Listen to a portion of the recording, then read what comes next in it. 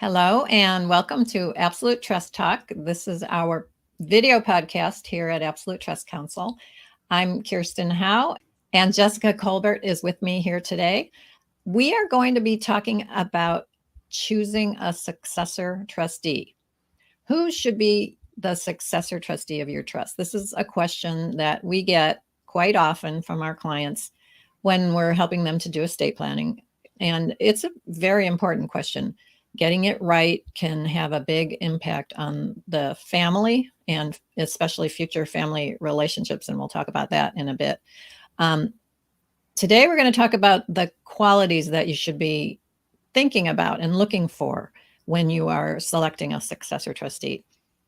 So just to make sure everybody understands what we're talking about, Jessica, what do we mean when we use that phrase successor trustee? So we're talking about a regular revocable living trust, and this is the most common type of trust. If you've done estate planning in California, this is most likely the type of trust that you have. You set it up and you are the trustee. You handle your assets. You decide what's done with them, how to invest. But if something happens to you, then someone needs to step in and follow your instructions and handle your assets. And that is the successor trustee. Okay, great. And this could happen that someone has to step in two situations. You could die or you could become incapacitated. So that's when we need a successor trustee. Now, let's talk about some of the qualities or factors that we want to keep in mind when we're trying to decide who to name as our successor trustee. Jessica, I'll let you start. An obvious one is trustworthiness. This is someone that you are trusting to follow your instructions and handle your assets for you. Right. That's why we call them a trustee. It's right there in the name. I would say maybe one of the more important ones after that is reliability. And by that, I'm sort of focusing on someone, you're looking for someone who follows through, who actually does what they are committed to doing. They're not going to procrastinate. They're not going to do they're not going to do a sloppy job. They're going to actually do what they committed to doing. Another one is the availability and the bandwidth to take on this job. It does take a lot of work, and someone who is maybe already juggling raising young kids while also having a super demanding job, they might just not have the bandwidth to take it on. Yeah, this is a really important one. People don't realize how much work this job can be until they get, elbow deep in it. And it's very important to bear that in mind, that maybe you're thinking about naming a child. Take a look at what that child's life is already like. Another one that we sort of have people ask about, does it matter where my trustee lives? Does the geography matter? And I would say it's not critical. We have a lot of successor trustees that we work with who don't live in California.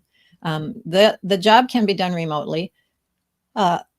In the case of incapacity, it might be better if the trustee was geographically, desirable, but I don't think that's a critical aspect. Do you, Jessica? No, the job can be done for the most part remotely. Yeah. Okay. But what would you say about legal or financial experience? Sometimes we have that conversation with clients, like, well, this one child has a lot of financial experience, this other one has none, so I'm picking the first one. Yeah, having that kind of experience can definitely be a plus, but it's not required at all. And your successor trustee not only can, but should consult with professionals such as an attorney, a CPA, a financial advisor, if needed. So they don't need to personally have that experience because they can and should be consulting with people to help them with that. Right.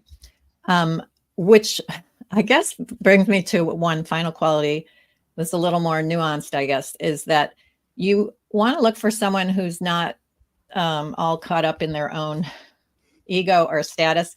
In other words, who has the ability to recognize when they don't know everything and they do need to rely on someone for some help, like talk to an attorney. Don't assume you know everything and assume that you're going to do it correctly, because a mistake can be costly for the whole family.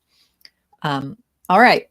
I hope you got a lot out of that. And We're going to continue this conversation in our next episode. So we look forward to connecting with you next time. Thank you for joining us today for another episode of Absolute Trust Talk Live. If you enjoyed listening in, then don't forget to subscribe. You can find us on Apple Podcasts or wherever you may listen by searching Absolute Trust Talk. While you're there, we would also love for you to leave us a review. And then why not share your favorite episodes with family, friends, or colleagues too? You can find all of our shows and corresponding show notes by visiting absolutetrustcounsel.com. You'll also find a variety of other free resources, including our ebooks, videos, blogs, presentations, and more.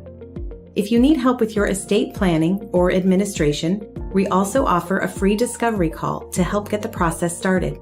You can find more information on booking your session by visiting absolutetrustcounsel.com/scheduling. Don't forget to keep an eye out for our next live episode. If you join us for the broadcast, you can submit questions during the show. But if not, don't worry. You can always get in touch with us by sending a quick message to info@absolutetrustcounsel.com. Thanks again for listening. We'll see you soon.